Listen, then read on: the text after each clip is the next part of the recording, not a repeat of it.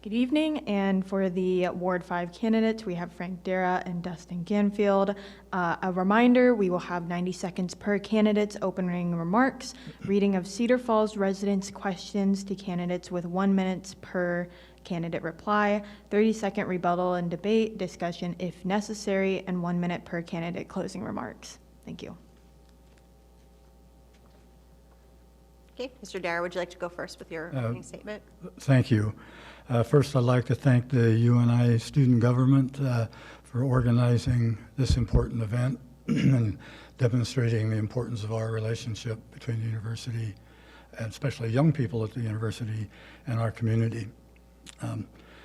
It's been my honor to serve on the City Council for the last 16 years, and prior to that for 12 years on Planning and Zoning, and prior to that 10 years on Park and Rec Commission. In my 38 years of working with the city, I've taken great pride in how all three of those groups do their due diligence. We approach issues in a collegial way. We agree to disagree. We look for information, data, come to it, have input from the public, civil debate, and then vote on something and support one another with that decision. If the decision turns out to not be all that appropriate, we're capable of making modifications.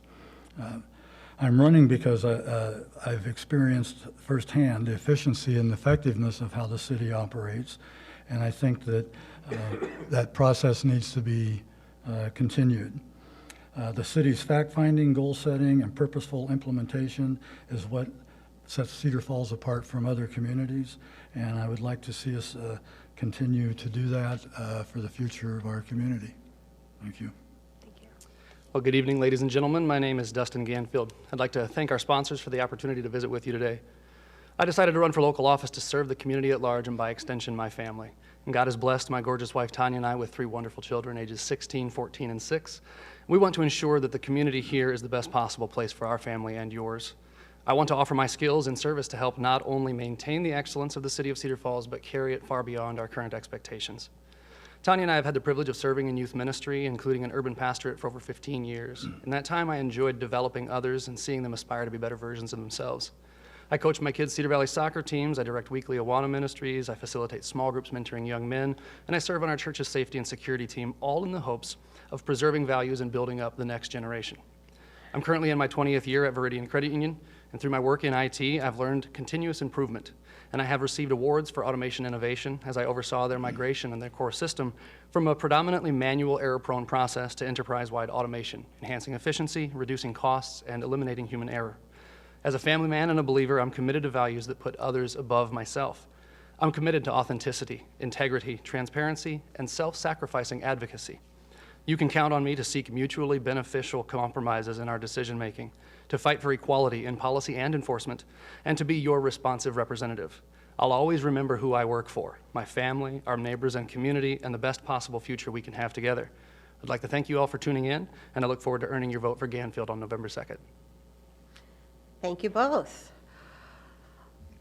Okay, for the first question, I'm going to have Mr. Dara answer first, and then we'll alternate after that. How do you think the city of Cedar Falls should establish its priorities? Describe the process you feel would be most advantageous for setting goals and priorities. Well, to be honest with you, we already do that. On an annual basis, the council meets in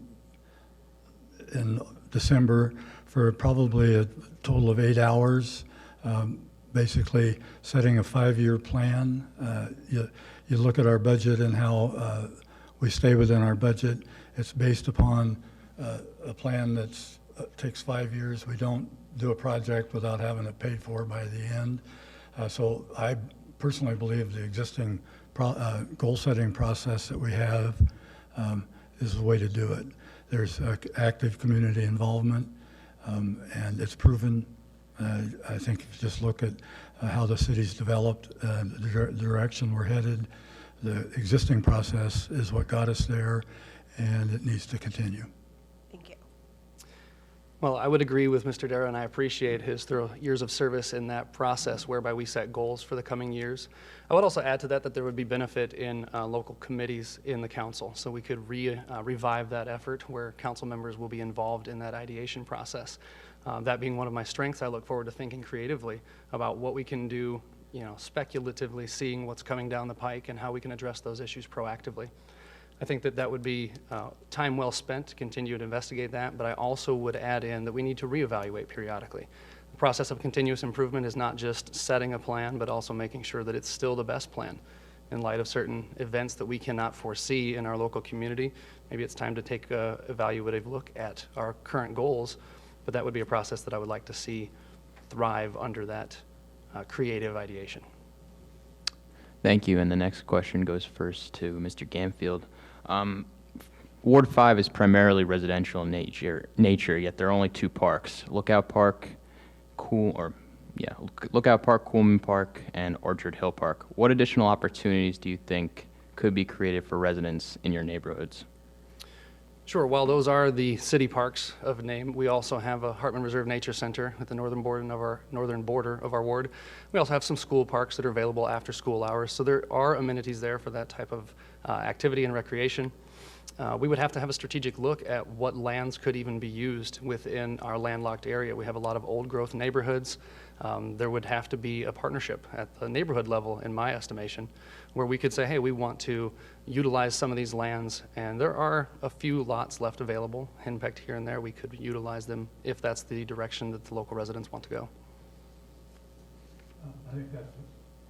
I think that's a great question, and like many other things that we've done in the city, I think the place to start is engaging the neighbors, the people that are looking for a park or don't want to walk to the park halfway across the district. So putting together some sort of conversation with neighbors and get their input as to where and what type of amenities they're looking for. I'd also try to take advantage of existing bicycle accommodations that make parks more accessible for people. On that same note, many parts of Ward 5 are older and, while quite charming, don't have sidewalks. Do you see this as a problem that should be addressed, or is it more just part of the charm of the neighborhoods? Is that me first? That's you first, yes. From what I hear from most residents, I don't know that not having a sidewalk is charming. So I think there'd be a lot of interest, I'm sure, in looking at that. It's historically, the city has kind of been reluctant to add sidewalks, and it often becomes an expense for the property owners. But once again, I think in engaging the neighbors in a discussion about accessing them, if sidewalks are necessary, do that. But I think I still think looking at existing roadways and utilizing them somehow might be more efficient. But to be honest with you, it's something not thought about before. It's a great thought. Thank you. Yeah, I appreciate that Cedar Valley and Cedar Falls in particular are a connected community with our trail system. On our roadways, we have our ride share, or lane sharing for bicyclists, so that can alleviate any of that traffic just with a communication out to people. Hey, reminder, you don't ride bikes on the pedestrian walkways. In addition to that, I think we could incorporate some kind of a pedestrian lane in some of those busier areas, at least a thoroughfare to connect them to other trails. And you'd have to do kind of a return on investment cost analysis for those neighborhoods where they want some walkway. Specifically in the wintertime, if it's not being cleared off already, I think we could put together some effort to remind, and as the city already does, but some kind of a program that makes it a little bit more accessible to folks that already have those sidewalks, and then also to determine whether or not the areas that don't have them want to have that maintenance and upkeep. It's costly year after year to maintain those sidewalks, and so we just have to make sure it's worth it. Next question goes to Mr. Gamfield. The council in 2015 established the public safety officer model, and now 6 years later, do you feel there is evidence that says that the model should be changed? Yeah, I think the only evidence that smacks to me is conflicting cost analyses that we've seen. Even Monday night, there was a report of a $100,000 savings, and then here tonight, a $600,000 savings. So there's some discrepancy there that I'd like to see a transparent analysis. Some of the public safety confusion that I've noted with our current model, again, I don't want to speak disparagingly to our civil servants, but even last night, we had a power outage where there were several blocks, including Main Street, that were affected, and I called public safety and said, hey, just wanted to let you know there are uncontrolled intersections.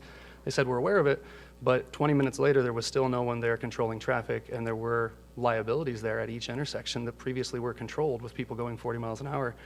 That, to me, is a deficiency in our current model, and I think it needs at least a reevaluation to see if we're on the right track. My only thought about improving the model, because I think it's doing exactly what we hoped it would do. It's keeping the community safe, saving us a considerable amount of money, and Dustin's right, we don't have exact numbers on what the savings is, but it's considerable and will probably continue.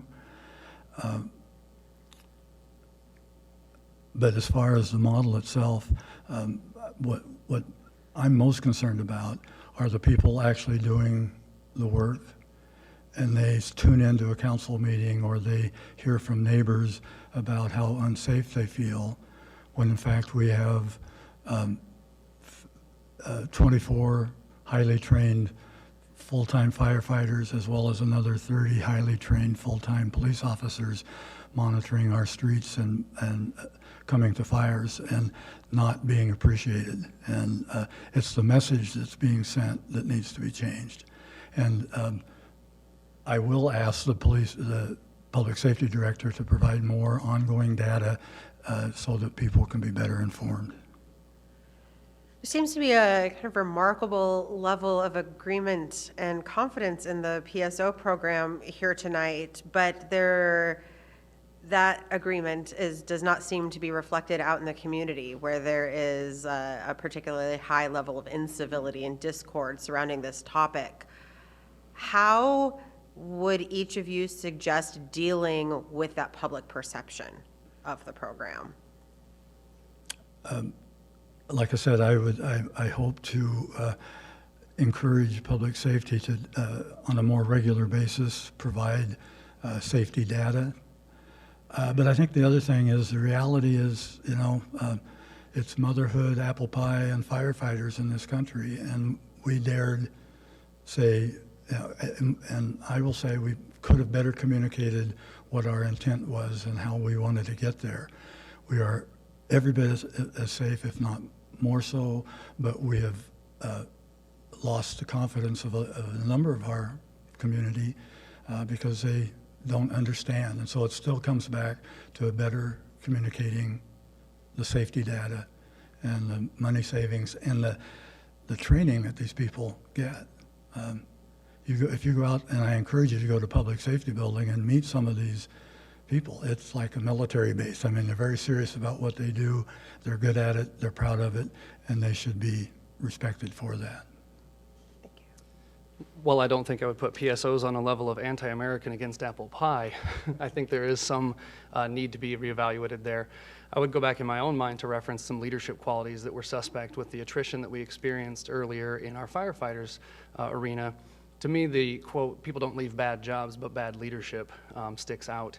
And the fact that we had the same issues where people were leaving then and not feeling safe, and we still have an issue now where people don't feel safe because of information in the community, I don't think that's necessarily an image problem. I think that may be an issue with the cohesion of the team. So while I don't want to speak disparagingly of any of our civil servants, I think that we need to take an analysis and take a moment to analyze our leadership there. As some of the other candidates have referenced, we've got a structure that's not necessary, in my opinion. We've got some overhead that could be eliminated.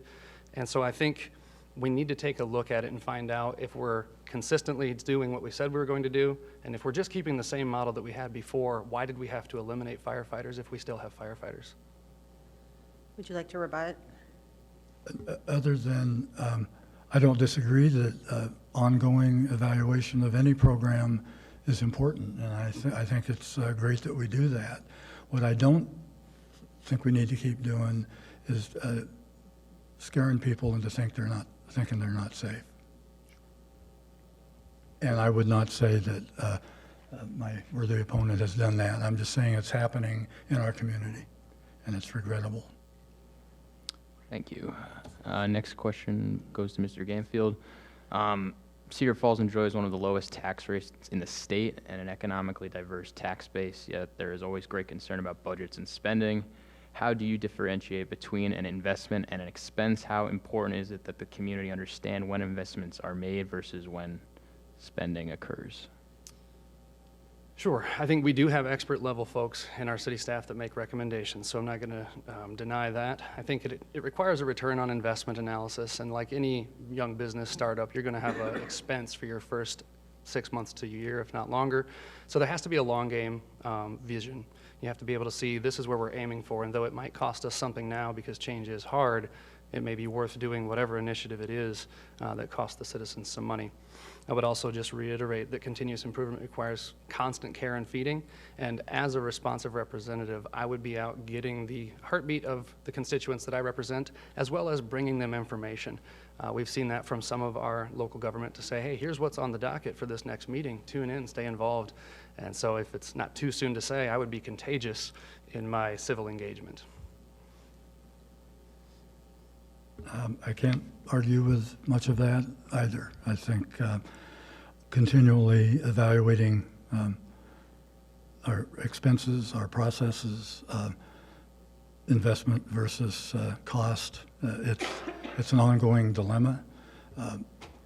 The city, and I take great pride in the city, does engage people more than we get credit for, I think. A lot of times the council makes a decision after months or years of discussion, and there is some responsibility on the part of the residents to get engaged on the front end of things. But that being said, it's still the responsibility of the council and the city to do its best to engage people on the front end of these things. Thank you. What is the unrealized value of the Cedar Falls UNI Partnership? What initiatives would you encourage the city and council to pursue? Things like tonight are a great start. I advocated my very first year on the council to have, and this is just, at this point, it's still more of a token, but it's happening now. But I advocated 16 years ago that we have a student representative sit in on council meetings. Now, they're not elected. They would be elected by the student body, but they're not. But their input and their engagement and their observation of how the city functions could really inform a lot of the decisions that we as a city could make. So starting with engaging the students more than just at football games or in the bars, but in what's happening in the city and how they can impact a community. I know several individuals who went to school here, moved away, and decided to come back because they felt welcome and engaged here. So that'd be the first thing. Certainly there's a lot of other ways that we can and need to engage with the university. Thank you. Yeah, I believe there would be a lot of reciprocal benefit to engaging in ideas like having a student from the university involved in politics while not being able to have a vote. It would be a great exposure for them. I think one of the benefits to having mentored is that I got some experience in that kind of formulation. And so a mentorship program or opportunities that may exist with local businesses to be engaged in furthering their own business model from courses at the college level. And then also for the school with potential opportunities for students that want to be involved in things here. That reciprocal nature of those benefits, I think the onus is on the person doing the information sharing. So as we would take someone from either side under our wing, we need to have engaged people that are willing to take that burden on, but I think it's something that's worth investigating whether we have enough mentorship benefits both ways. And then certainly I need to investigate a little further with the college to find out what programs I could involve my children with so that they don't go to Iowa State. Go Panthers. Next question goes to Mr. Ganfield. Identify what diversity and equity issues exist in Cedar Falls. How should the city respond if elected? How committed will you be to following through on the recommendations of the Cedar Falls Racial Equity Task Force, whose report comes out within the next few weeks. Sure. Yeah, I believe that's due even tomorrow, but I'm looking forward to reading over that and seeing what their recommendations are. I thank Mr. Dara for his part in that group. I've also got other individuals that I've come into acquaintance with that I'd love to reach out with and get their perspectives. And I think what I'd aim at here is individual perspectives, to me, would trump any broad assumptions. And so that's something that's very important to me, is to be able to deal with individuals on a human interaction level, to converse with them in open dialogue and have mutual respect. You get a lot farther than broad brushing with your sympathies or your solutions. And so I think we have to be engaged at the neighborhood level. I've really appreciated that there's been a stated focus of the Year of the Neighborhood, where we've been able to get out there and get outside of our thought bubbles or out of our echo chambers and engage with other people that don't think exactly like us. That's something that I've really enjoyed about door knocking, is hearing people that agree with me or don't agree with me. It's been just as edifying on both fronts. So I intend to keep doing that as a council person as well as a citizen. I'm extremely proud and impressed with the work that the Racial Equity Task Force has done. It has been a frustrating experience for that group, but I did remind them that we had 13 meetings, which meant we had about 20 hours together talking about an issue that has not had that much conversation openly in this community for 200 years.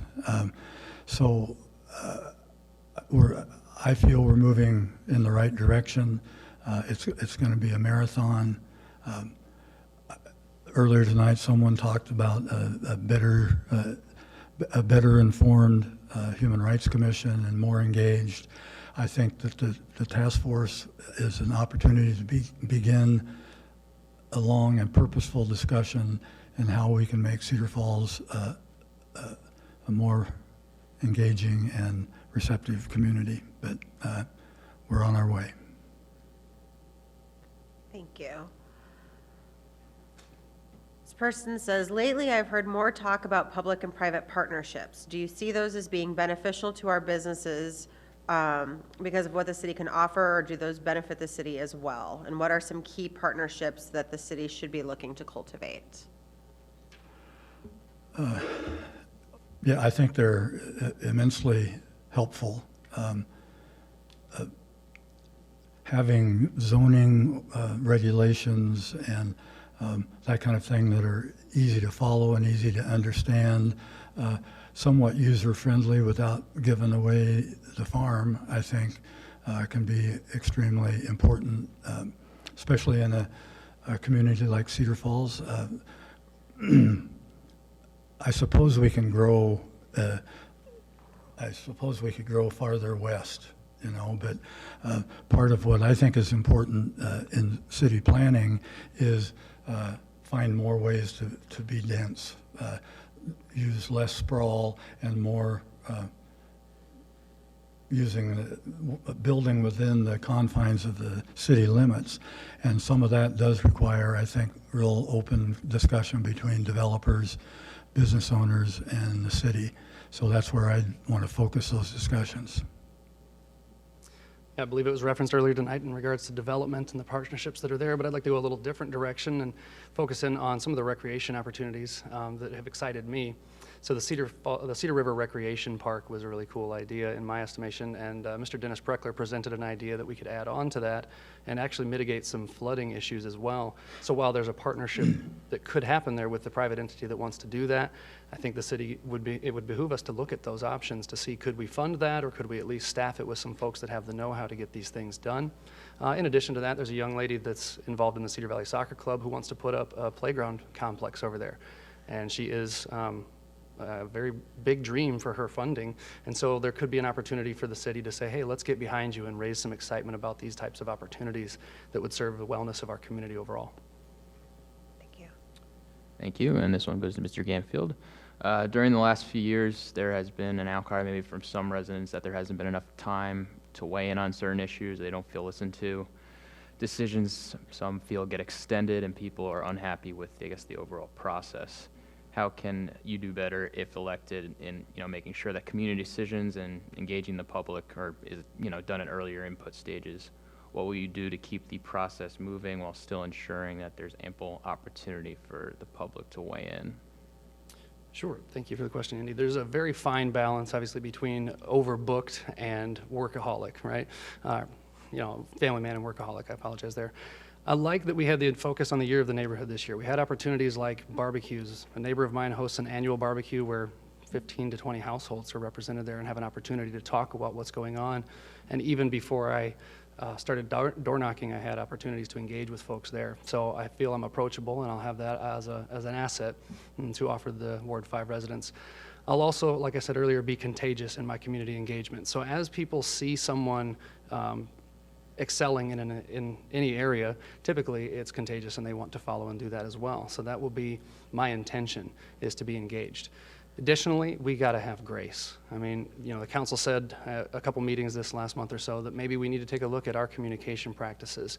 The citizenry has to have grace for that, and we also have to have a proactive approach to coming up with solutions to why they weren't in the know, so that they'll be proactive along with our ideation groups and seeing us forward.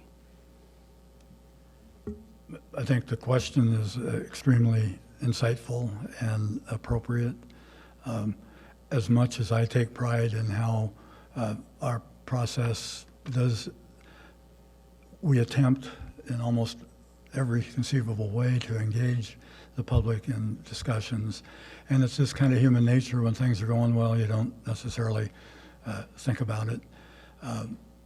The downtown vision is a great example of almost 2 years of huge numbers of people coming in and helping, doing visioning and that kind of thing, setting some goals.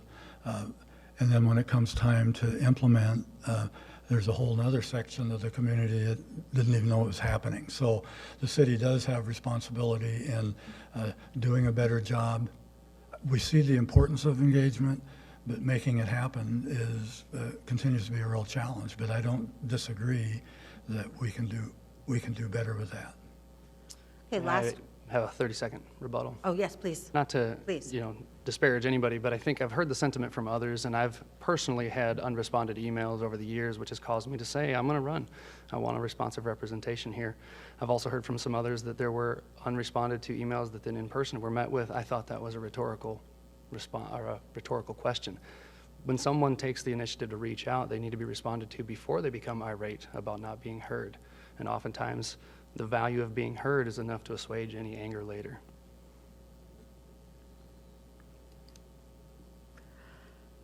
This is the last question. The council always needs to be looking ahead. What do you see as the biggest issues facing Cedar Falls in the next 5 years? Next 5 years. Well, implementing the downtown proposals.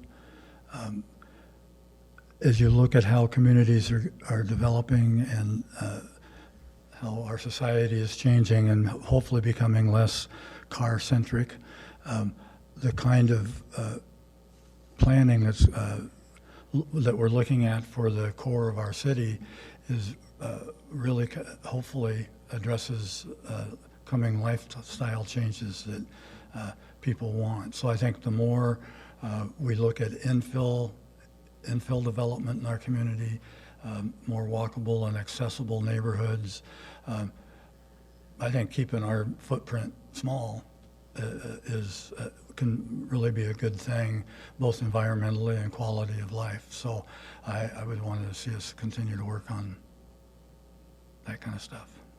Thank you. Yeah, I think in our next 5 years, obviously the goal in my mind would be to grasp what we're doing here if I'm elected to the board, to the council. I think we have a looming cost of a sewer upgrade that was speculated to be $112 million. That's coming just around the corner. We've already dedicated $6 million to that of the COVID relief funds, but I think that there needs to be some kind of a plan for that so that we don't just find out that, oh no, we're $100 million short and we have to get this done by EPA mandate. I think also, as was alluded to by Mr. Schultz, that we need equal service quality on any sector of Cedar Falls, not just Ward 5, not just North Cedar or South or the South Side or West Growth. We need equal services everywhere, so we need to make sure that we have, bar none, the best that's out there across every taxpayer. And then I would also say that we need to be able to look at, for our progeny's sake, what do we need to make changes for to be a little safer for them down the line? And I'm talking specifically about green initiatives or how we can make sure that we mitigate water quality issues like the APA says we have to.